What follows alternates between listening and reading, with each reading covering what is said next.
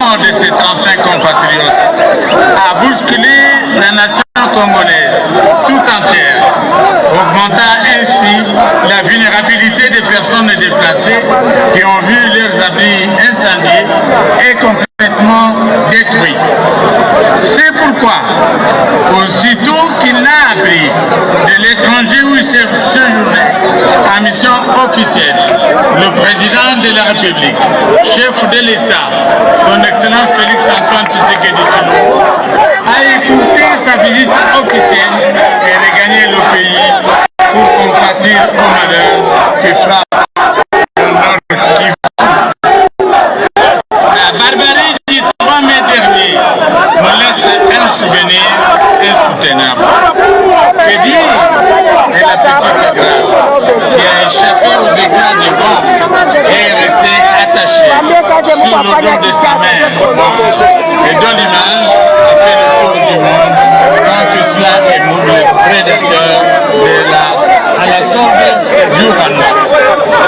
Que dire de Madame Apenzi qui a perdu d'un coup ses 3 enfants et à qui, pour des raisons psychologiques, on n'a pas encore annoncé la nouvelle du drame, en attendant qu'elle se remette de ses blessures. Ce tableau bouleversant et traumatisant prouve à suffisance et de culpabilité du Rwanda et de son chef Paul Kagame. C'est révoltant. Trop c'est trop. Ça doit cesser. Et ça va cesser. Le président de la République, commandant sur une cause et sécurité de notre pays, les ménages aucun effort que la paix revienne dans cette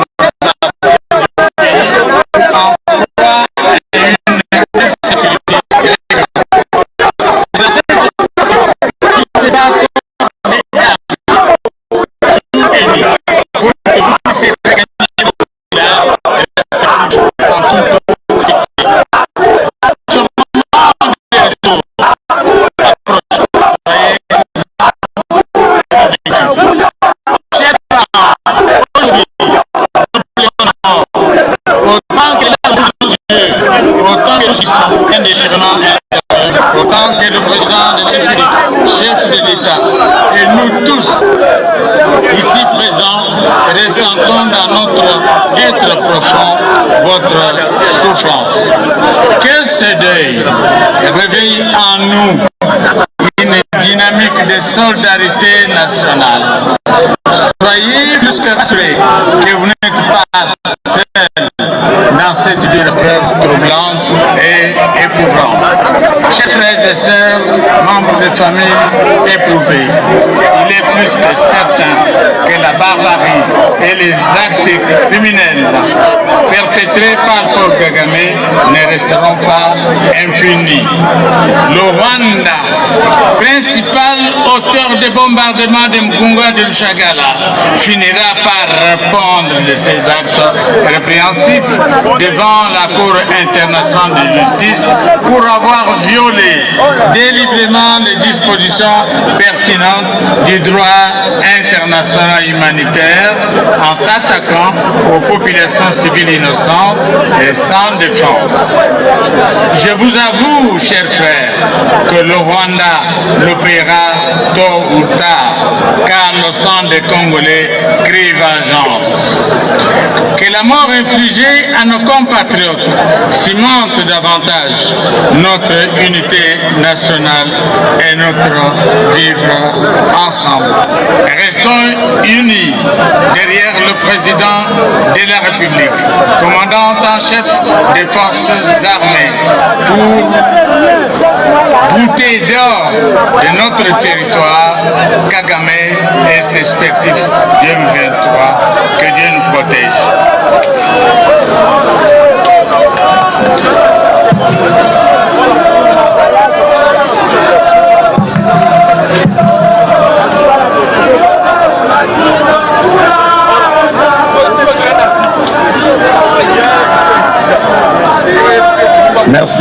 Monsieur le ministre des Affaires sociales, des actions humanitaires et de la solidarité nationale.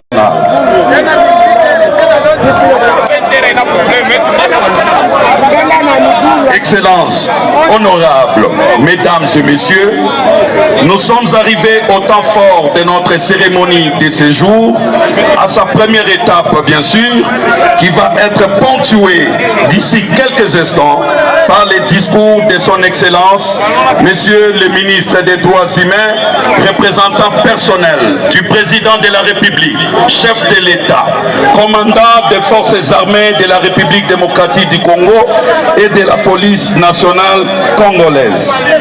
Excellence, Monsieur le ministre, avec l'expression de ma considération renouvelée, qu'il vous plaise de bien vouloir prendre la parole du haut de cette chaire pour prononcer votre discours au nom du président de la République, chef de l'État, commandant suprême des forces armées de la République démocratique du Congo et de la police nationale congolaise.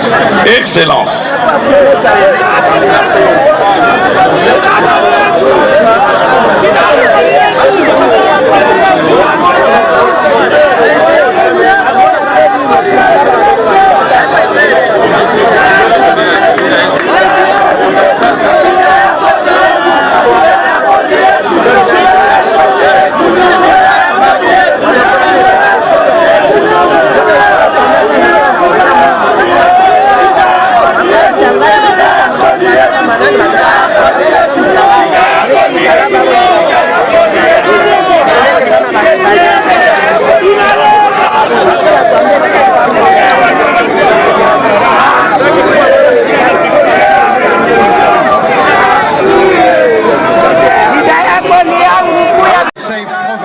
Sécurité, mesdames et messieurs les membres des organisations de la société civile du Nord Kivu, mesdames et messieurs les membres des corps diplomatiques, distingués invités, bandugu yangu ya penzi ya Nord Kivu, victime d'un cauchemar, d'un cycle infernal des crimes internationaux. Raisi wa nchi anasikia mesaji yenu.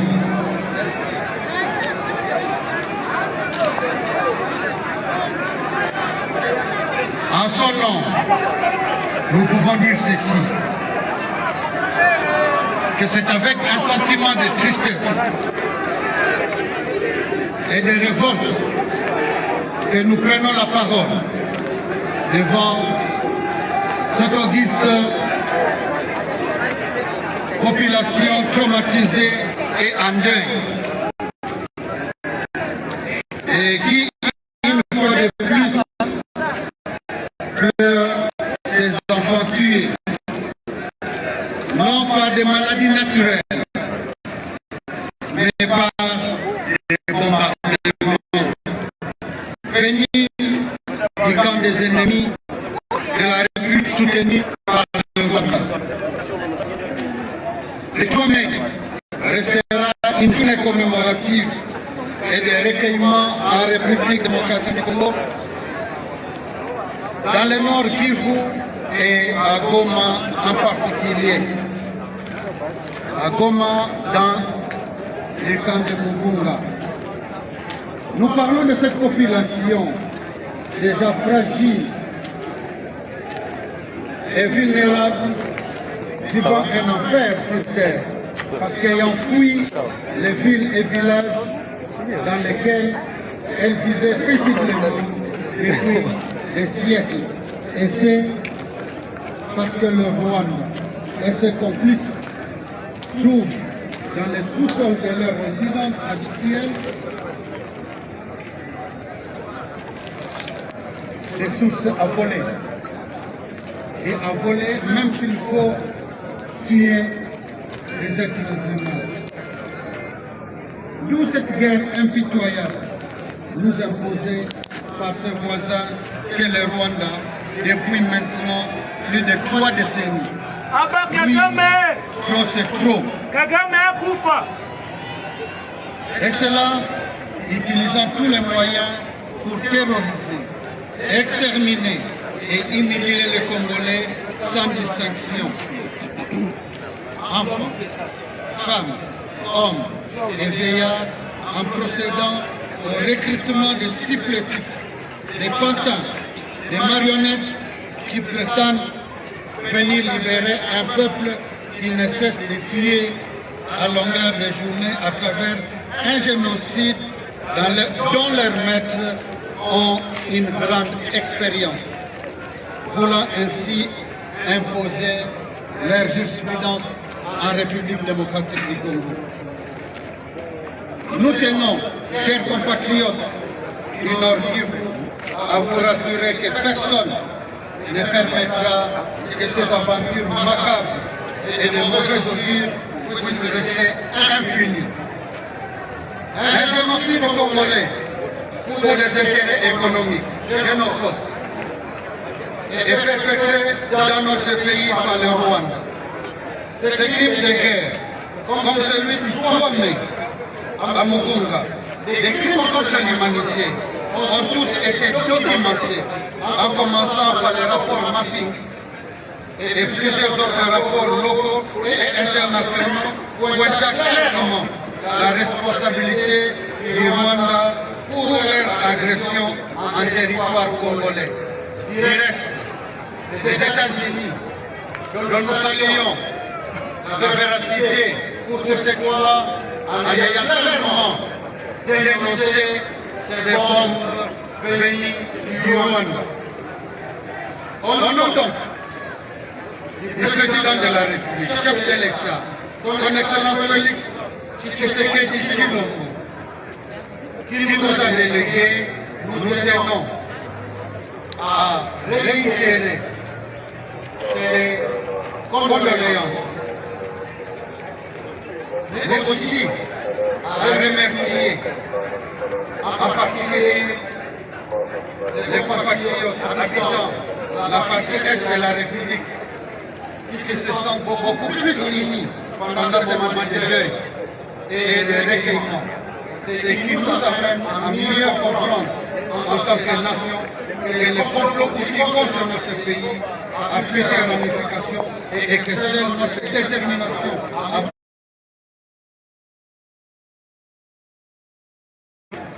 d'encourager davantage nos voyants soldats à travers les commandants des opérations. La RDC ne peut pas ne pas condamner avec la plus grande étale pour les soutenir, pour que nous ne puissions pas oublier les nôtres. De la même manière que nous n'oublions pas ceux qui sont tombés les commandements, nous ne pourrons pas oublier les massacrés de Chichichi, les massacrés de Makobola, de Mwenga, de Kamwanasapa, de Bundulia Congo, de Bambamo et de partout ailleurs, de faire le faux, de les énumérer tous.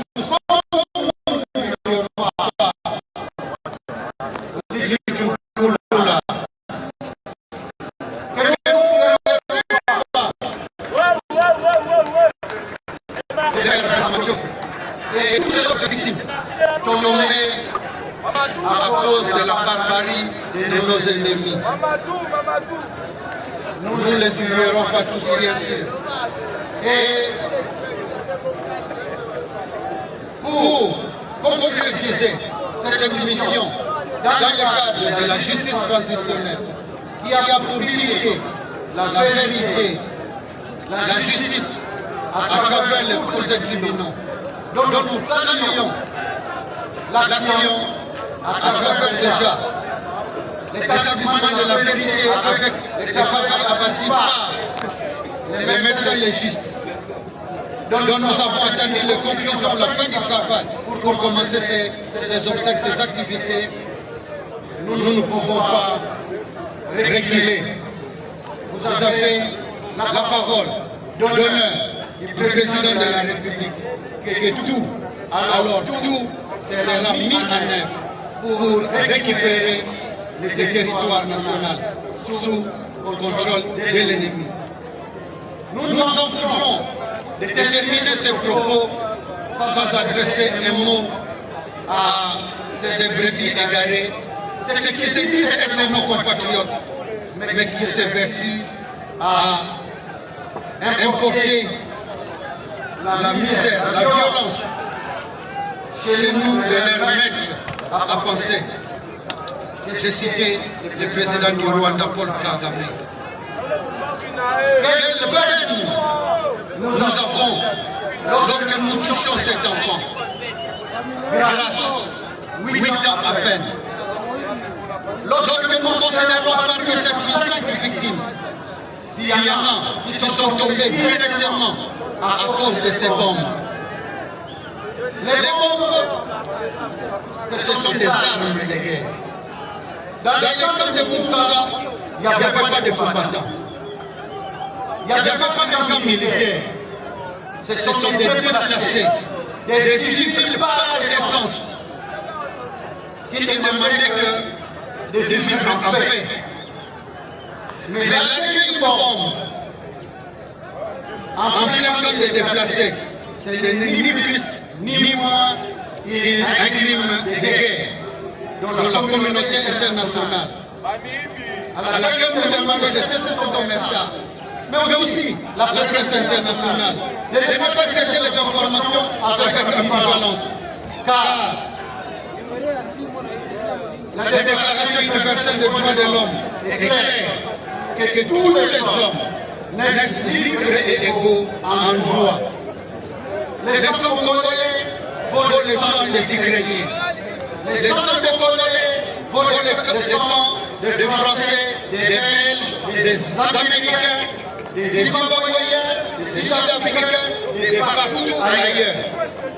Nous voulons donc un traitement équitable, un traitement égal de l'information et de tous ceux qui concernent les Congolais. À ces compatriotes donc, nous demandons de revenir dans les rangs, de faire amende honorable pour ne pas engager leur propre famille.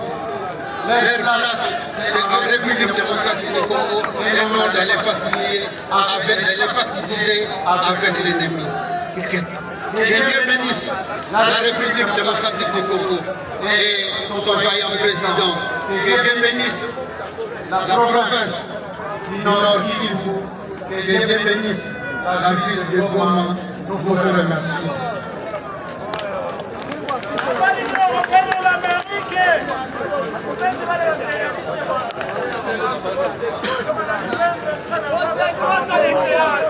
Merci, Excellence. Messieurs les ministres des Droits humains, représentants personnels du président de la République, chef de l'État, commandant suprême des forces armées de la République démocratique du Congo et de la police nationale congolaise. Excellence, Monsieur le ministre des Droits humains, avec l'expression de notre considération renouvelée, nous passons à la troisième séquence de notre cérémonie dans sa première étape. Nous voulons passer au dépôt des chers cœurs et des recueillements. Excellence, Monsieur le ministre des Droits humains, représentant personnel du président de la République, chef de l'État, commandant suprême des forces armées de la République démocratique du Congo et de la police nationale congolaise.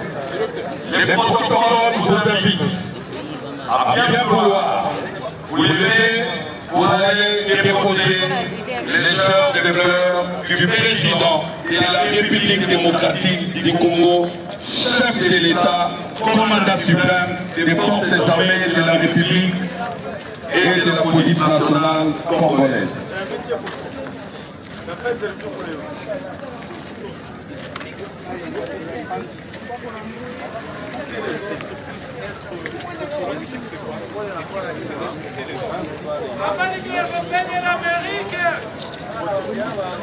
É como vídeo. Let's go.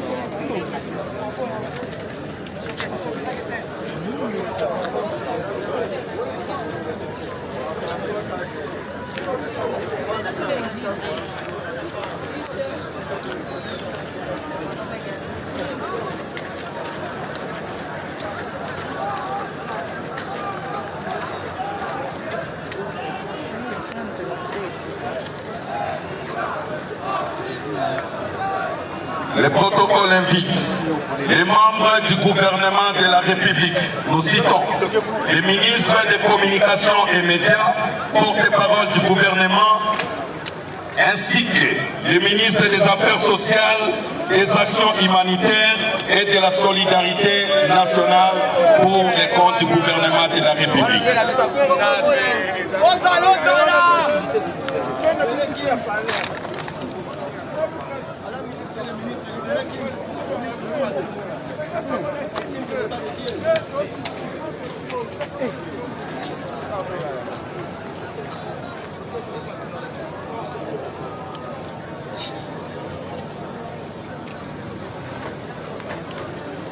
Le protocole invite les gouverneurs militaires d'intérim de la province du Nord Kivu, ainsi que les vice-gouverneurs de province pour les recueillements et les dépôts des gerbes de fleurs.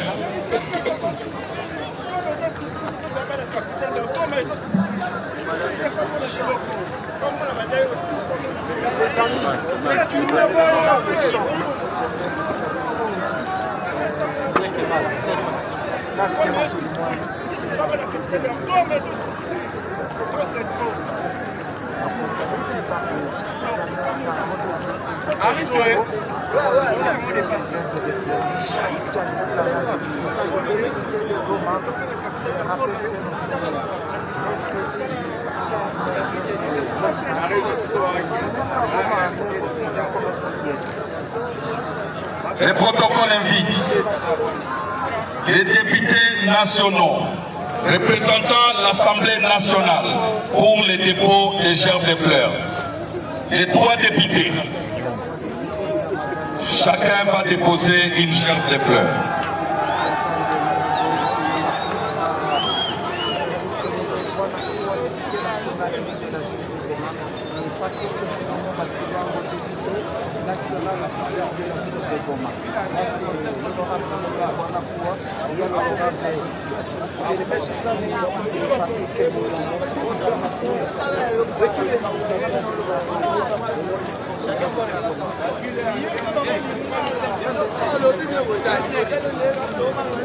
Les protocoles invitent les directeurs généraux de la FONAREF et le directeur général adjoint pour les dépôts des gerbes de fleurs. Alors, il faut reculer parce que les comités vont évoluer comme ça. Reculer dans le champ. S'il vous plaît, reculez, reculez.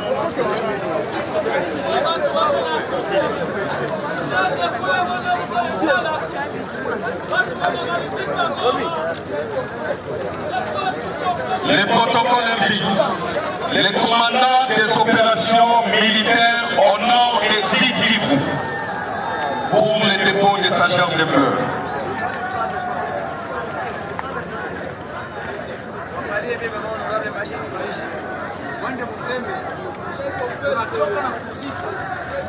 Les protocoles invitent les chefs des corps du comité provincial